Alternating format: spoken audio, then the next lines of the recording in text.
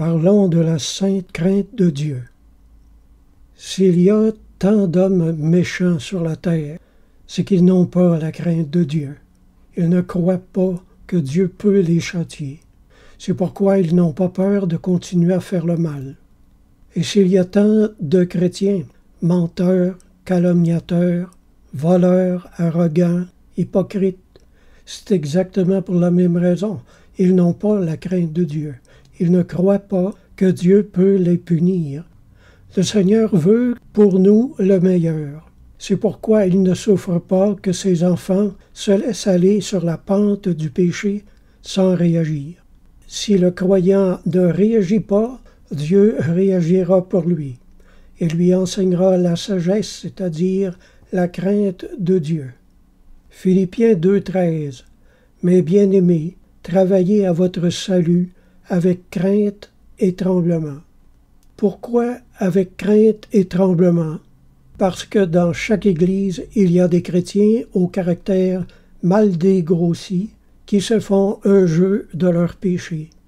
Ils le pratiquent impudemment et impunément. Mais impunément, ils ne le resteront peut-être pas longtemps, parce que le Seigneur a coutume de châtier ses enfants désobéissants. Il est bon pour le croyant en état de péché ou en état de tiédeur d'être tout à coup animé de la sainte frayeur d'un châtiment prochain de Dieu. La sainte crainte de Dieu conduit à la crainte de péché et à la conversion de la conduite.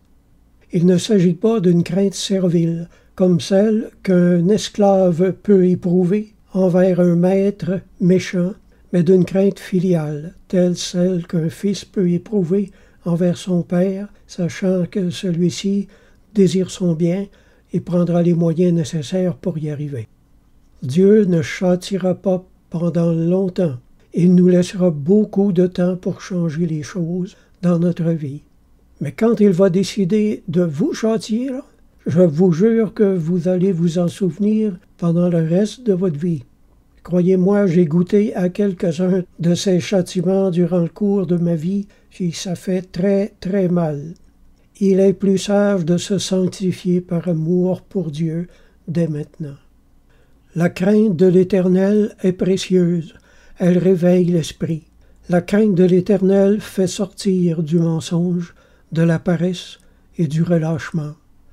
Tant que la chair sera dominante dans notre vie, la sainte crainte de Dieu nous sera toujours nécessaire. Amen.